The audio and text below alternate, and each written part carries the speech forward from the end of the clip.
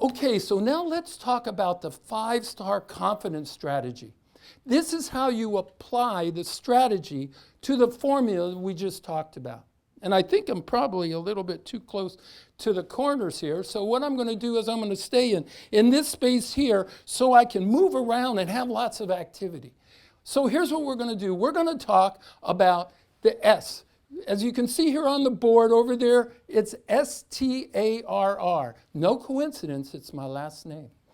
And I'll tell you why in a little while. S stands for self-assess. Well, we just did that. We helped you self-assess yourself in regard to the confidence that you wanted to build and also the confidence that you really are really strong in. So now the T stands for take a risk. I'm going to give you just a real quick synopsis of my background. When I was 2 years old, I fell out of a car and fractured my skull. When I was 6 years old, I got hit by a car, flew 15 feet in the air, smacked my leg on the ground, went unconscious, and when the cast came off, I had to learn to walk all over again as a 6-year-old crawling on my hands and knees in my house. And then when I was 40 years old on my way to a Billy Joel concert, bam, I got hit again at 55 miles an hour. My wife and I were in a Cadillac. My wife broke 3 ribs, and I hit my head on the inside of the car so hard, I dented the inside of the car, and I was out of work for 3 months. 3 months. Because I couldn't remember things. And after 3 months, I kind of started feeling like I could go back to work, so I went back to work. And then in 1994, Nelson Mandela gave his inaugural address, and I was blown away. I had a light bulb moment. And in that light bulb moment, I said, wait a minute, Nelson Mandela in jail for over 20 years? And he comes out and becomes president of the country that put him there in the first place? He could have been depressed, he could have been angry, he could have been racist. And instead, he helps bring his country together and becomes president of that country. I said, okay, I got to understand this. And so what I did was for 5 years, I studied change and confidence. 5 years. And I studied Tony Robbins, Wayne Dyer, Oprah Winfrey, Ronald Reagan, Indira Gandhi, Zig Ziglar, Eleanor Roosevelt. And after 5 years of study, oh yeah, that included 2 years of studying with Tony Robbins and being one of his coaches and helping people walk across the hot coals. Any of you have seen that? Yeah, it's amazing. And I help people do that too.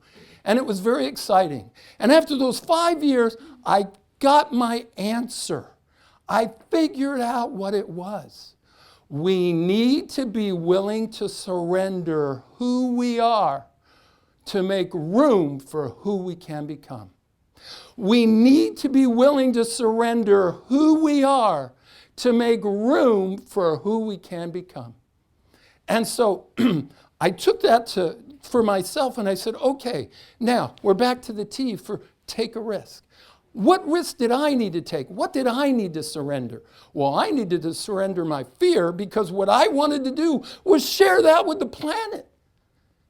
And I wasn't a professional speaker. And I said, okay, what risk do I need to take? Well, what I need to do is I need to just start to deal with my fears of talking in front of large groups of people and also my fear of not being able to remember. So that was my taking a risk. What's yours? What do you need to let go of? What do you need to surrender to be able to become the person that you want to be able to build your confidence? So then here we have the A, and the A stands for act as if. Act as if. Well, one day I was walking down the street and I saw somebody with a bracelet. And I said, what does JJDW stand for? And they said, oh, that's or WWJD. What would Jesus do? And I went, I got an idea.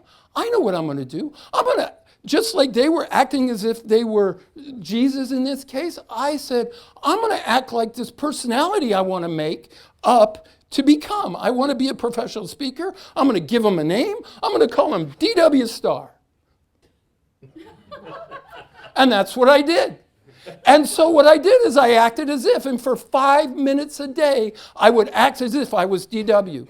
And how I did that was really simple. I had studied 25 leaders. There's some noise over there, but just ignore that. So anyway, there were 25 leaders that I had studied to become the success that they were. I'll just do that for 5 minutes a day. And so that's what I did. For 5 minutes a day, I became DW Star. And then a week goes by and I say, this is cool, I'm going to do it again. And then I did it again and again and again until at 17 minutes, something happened. I had just bought a townhouse. My neighbor came over and said, hi, I'm Steve. And I went, hi, I didn't know what name to give him. My real name, Brian, or DW Star.